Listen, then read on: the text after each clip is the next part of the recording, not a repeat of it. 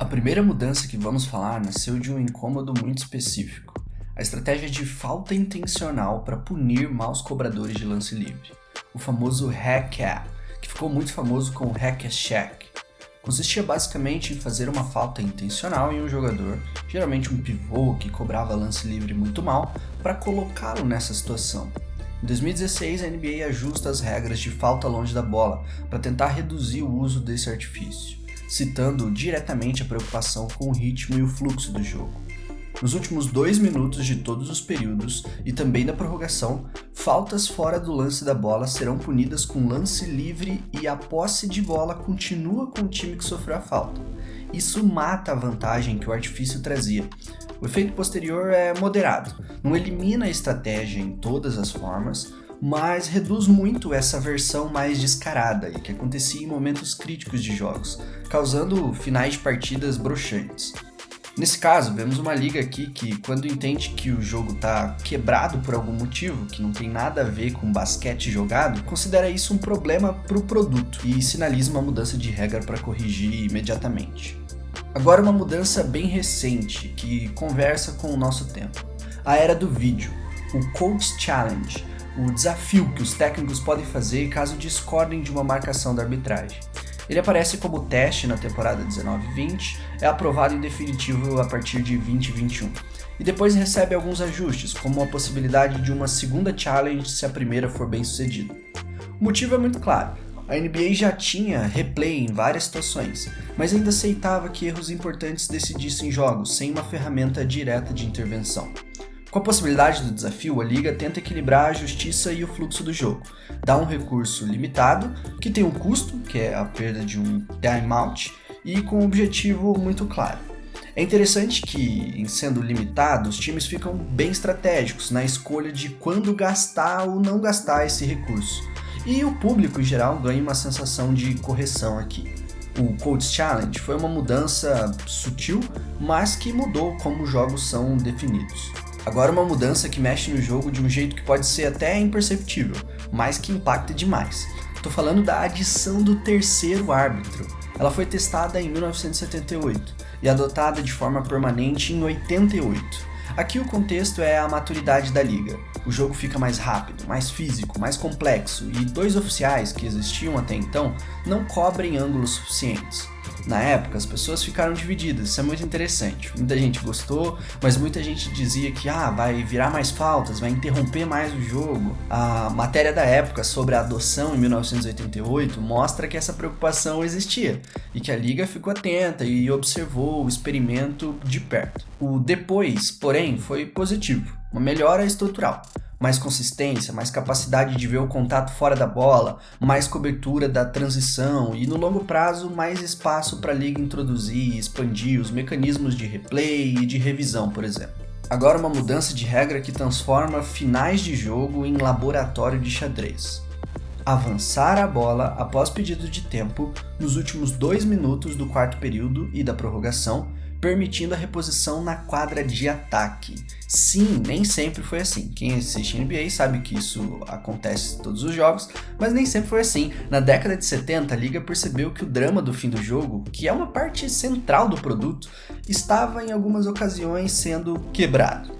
Se você obriga sempre a reposição do fundo, com pouco tempo para acabar, os minutos finais acabam em, às vezes, desespero. O time que está perdendo, mesmo com tempo para pedir, tem que sair do fundo da quadra e tentar o milagre. Muitas vezes nem conseguiam um último arremesso decente, era só um desespero final mesmo. Quando a NBA permite esse avanço, ela cria algo simples, mas muito legal. Agora, quando pede tempo, começa lá no meio da quadra, já na quadra de ataque. E jogadas desenhadas começam a aparecer, arremessos no estouro do relógio, para viradas emocionantes, decisões em poucos segundos e toda uma cultura de só acaba quando termina, que existe na NBA até hoje. Mais buzzer beaters, mais jogadas memoráveis, mais emoção para quem está assistindo. Esse é um grande exemplo de uma mudança pequena na regra que traz um impacto real no entretenimento e no resultado do jogo. Agora uma regra menos falada, mas muito presente no basquete atual.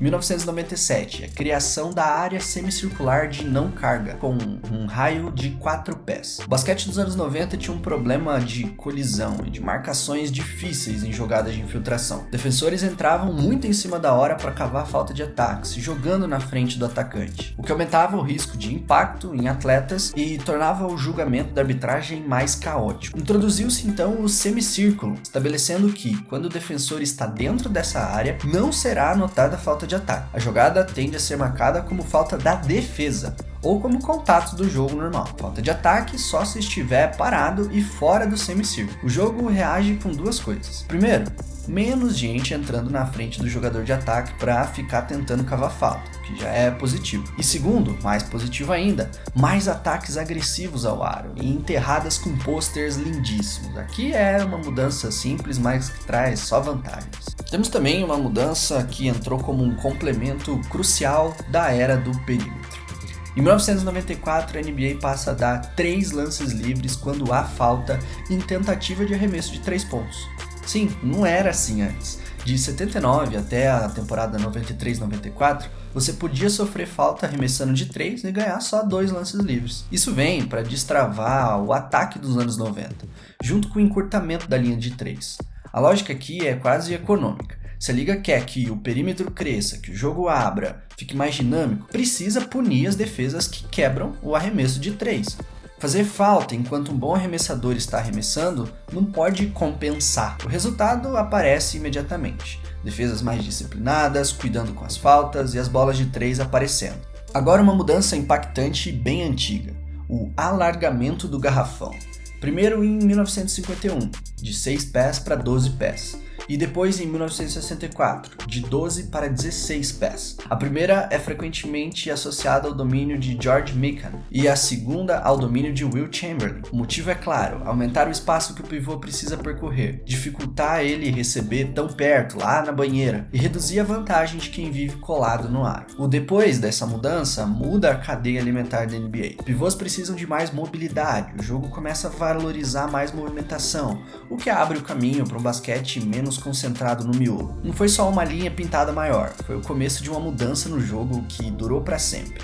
Agora uma mudança que veio em 2001, quando a NBA elimina o antigo arcabouço de Legal Defense e passa a permitir a defesa por zona, criando junto a violação defensiva de 3 segundos. Isso muda muita coisa na prática. Primeiro, passa a ser permitido defender por zona, não só a marcação homem a homem. Isso, por si só, muda tudo. Agora, além disso, não se pode ficar plantado no garrafão defendendo por mais de 3 segundos, para impedir que a zona se transforme em um muro estacionado dentro do garrafão. Quando a zona era proibida, ficava um limbo do que era uma ajuda ilegal ou uma ajuda legal. A reação dos times é muito legal com tudo isso que mudou.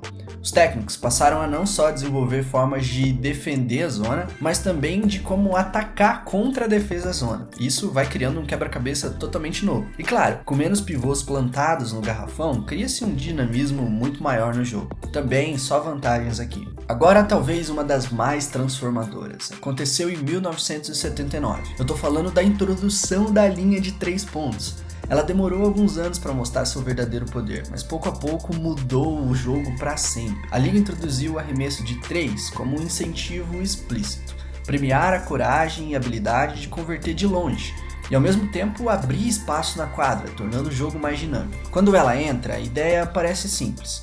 Com o tempo, vira a principal linguagem ofensiva do basquete moderno, alterando o espaçamento, a seleção de arremessos, a construção de elenco, até o tipo de atleta que é valorizado. Porque o experimento alterou demais o equilíbrio e a eficiência. A linha de 3 começa como um tempero e vira o prato principal, mudando o jogo de vez. Hoje em dia é difícil imaginar um jogo de basquete sem considerar as bolas de 3. Para fechar, algo que a gente talvez não para muito para pensar, mas talvez seja a mudança mais importante de todas. É muito louco imaginar como que a liga funcionava sem ter isso. Talvez sem essa regra, a gente não seria tão apaixonado pelo basquete hoje em dia. Em 1954, a liga introduz o relógio de contagem do arremesso de 24 segundos. A NBA estava começando a lidar com um problema.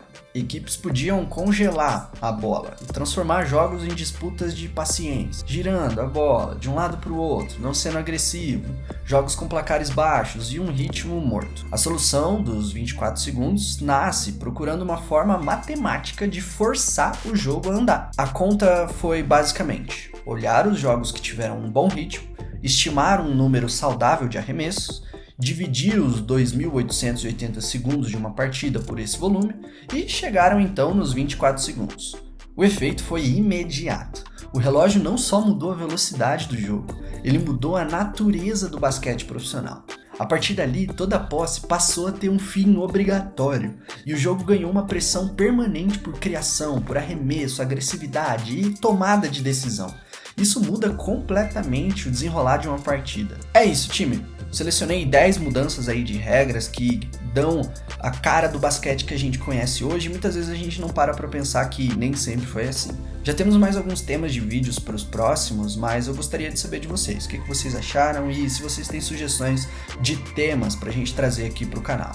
Se inscreve, deixa o like, deixa um comentário, tudo isso é muito importante para a gente continuar crescendo junto. Valeu!